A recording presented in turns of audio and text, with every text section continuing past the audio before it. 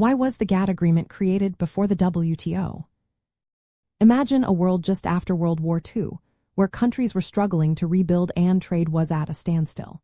That's when the idea of making global trade easier and fairer started to take shape. The General Agreement on Tariffs and Trade, or GATT, was created in 1947 to help countries lower tariffs and reduce trade barriers. Back then, many nations used protectionist policies to shield their industries, which hurt international trade and economic growth. The goal was to encourage countries to trade more freely and avoid the chaos of rising tariffs and restrictions.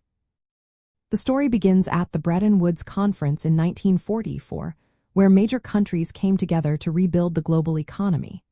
They set up the International Monetary Fund and the World Bank to stabilize currencies and support development.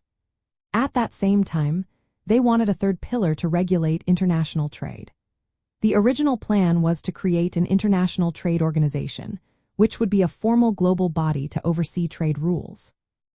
But the United States, which was a key player, decided not to ratify the Havana Charter that would establish this organization. Without the United States' approval, the International Trade Organization never became a reality. Instead, countries agreed to a temporary, more flexible arrangement called GATT. This agreement was not a formal organization, but a set of rules that countries voluntarily followed.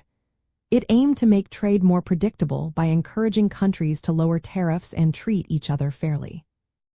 GATT was meant to be a stepping stone, a way to keep trade open while working toward a more permanent solution. Over time, GATT proved successful in increasing global trade and economic growth. But it had limitations. It lacked a formal structure to enforce rules or resolve disputes. It was more like an agreement than an organization. As trade expanded and became more complex, countries saw the need for a stronger, more organized system. That's when the World Trade Organization was created in 1995. The World Trade Organization built on GATT's foundation but added new rules for services, intellectual property, and stronger dispute resolution mechanisms. It provided a clear structure for managing international trade and making sure rules were followed. So, in simple terms, GATT was created first because it was a practical solution after the war to promote trade and rebuild the economy.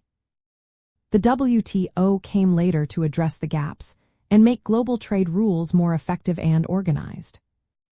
This progression shows how international economic organizations evolve over time.